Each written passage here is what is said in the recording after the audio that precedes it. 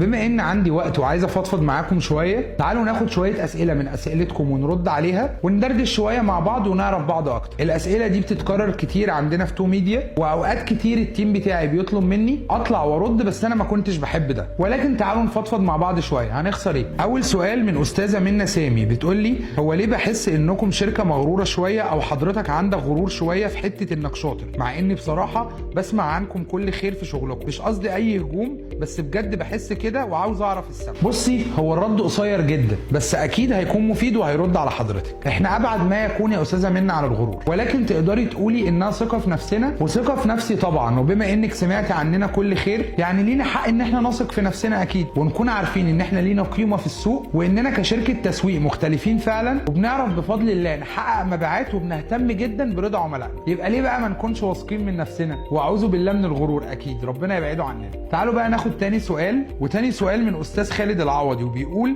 هو يعني ايه اتواصل معاكم كتير عشان اتعاقد وتمسكوا البيزنس بتاعي ويتقال لي اسفين مش هنقدر وبنعتذر؟